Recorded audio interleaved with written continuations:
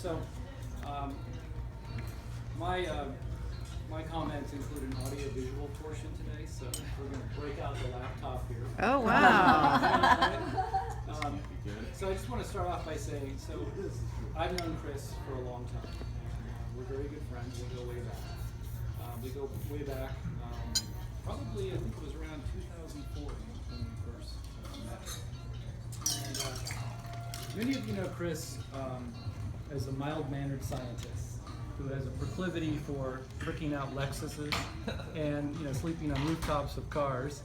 And a lot of you know that he's a big rock climber, and he's a mountaineer, and he's an ice climber, and he is also into motorcycles. And he also has recently taken up a very impressive form of martial arts called Krav Maga. And he enjoys being regularly defeated by his superior. Sitting next to him. And but maybe there's something you don't really know about Chris, and that is that Chris is actually also a rock star. No, dude. And I'm going to explain what I mean by rock star. It'll sort of unfold, but if you'll allow me to indulge a little bit, I'll sort of get a little bit of background history about Chris and his sort of rock star heritage. So back many years ago at a small biotech that we both worked at called Calypsis, Chris and I would talk a lot about science, and we also talked about music. We both really share a love for music. And he revealed during these conversations both photos of himself in the early days with long, stringy rock star hair. Imagine him with hair down to here, I kid you not. And these were always very impressive. I could never grow my hair that way, especially today. But the other thing he told me about is he used to sing in a band. And of course I traded information that I had also played in a band before too. I played a lot of guitar, or some guitar, not very well. That didn't seem to be a criteria for being in a band. So Chris and I started talking. We thought it might be fun to start a band.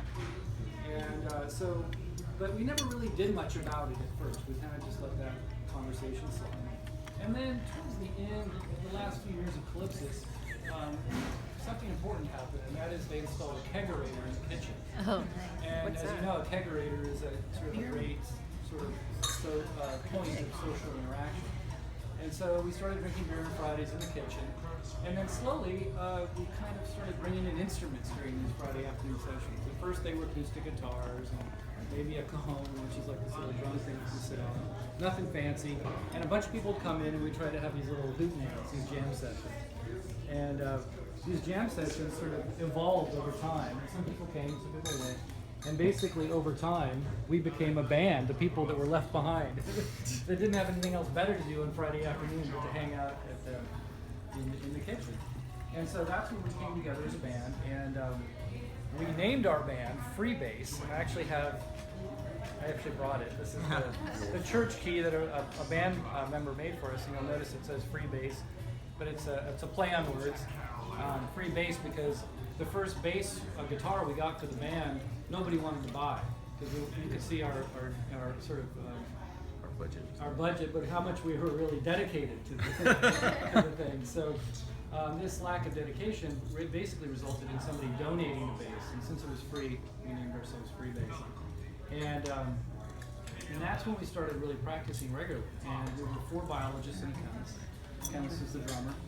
And it was an interesting mix, but it started to work, and we started to play a lot of different songs, mostly of things that the band would collectively decide on. But over time, Chris became a little bit more vocal about, and I could say he was a bit of a diva, actually, because he's like, I'm a baritone.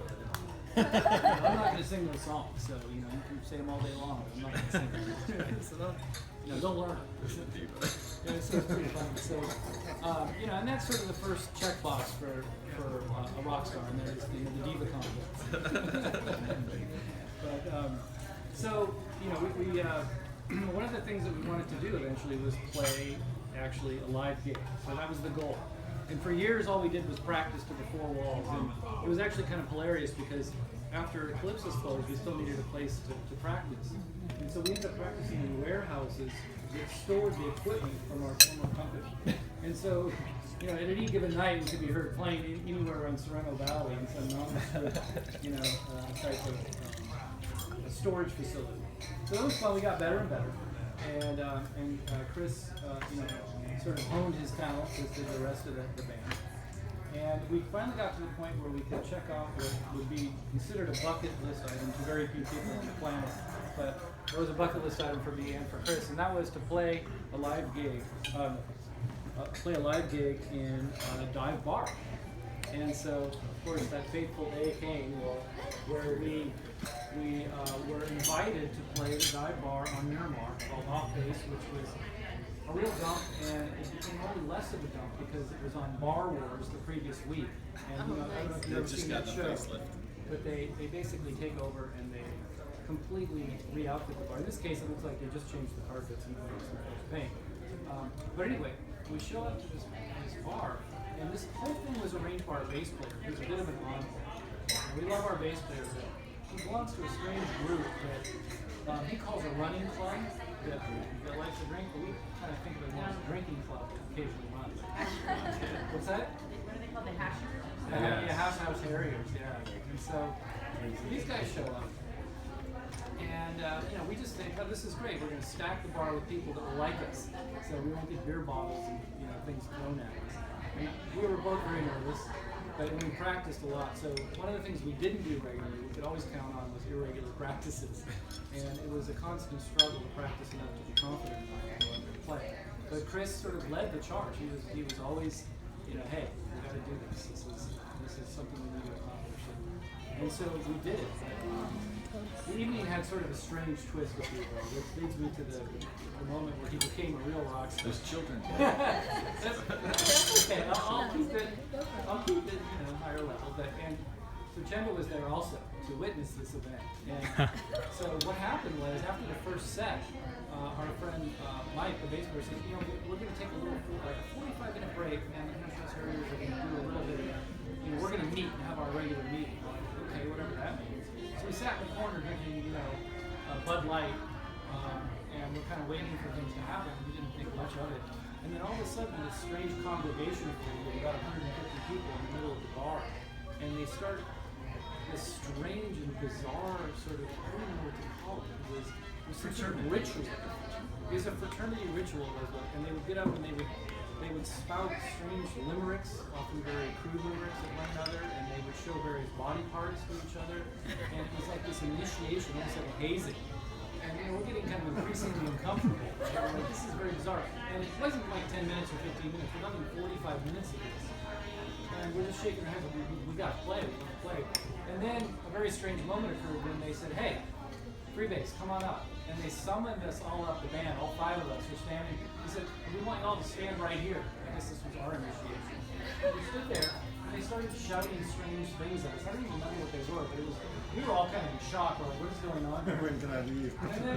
And then single file of women kind of came up in front of us, and we're like, okay. And they start gyrating, and then they all lift up their shirts. And that's when Chris really became a rock star, because that was a rock star.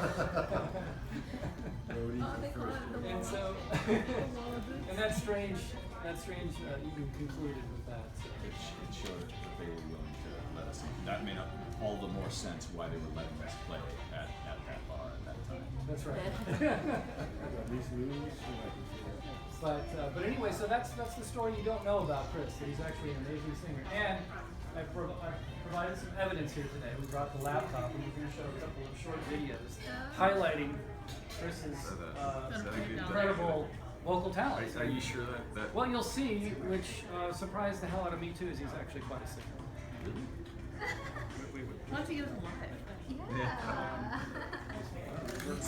Maybe a couple more. There we go. Oh, this is back there. Listen to that voice. That is velvet. I like the hair.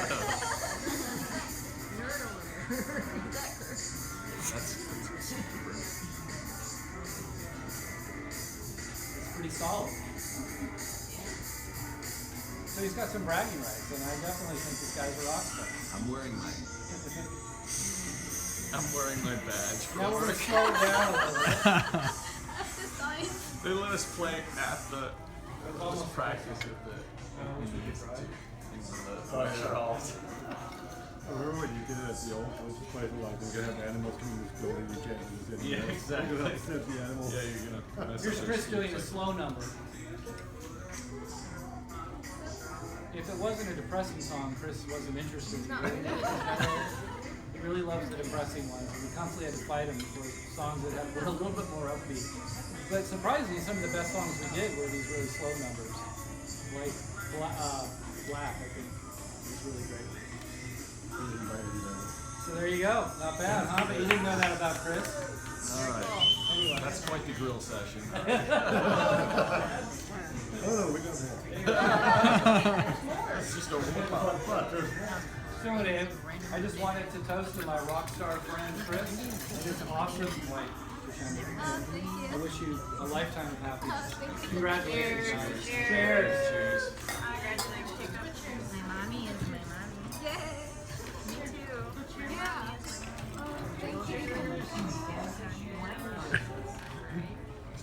Chris is available for viewing anytime, by the way. Stop by. Here's like that.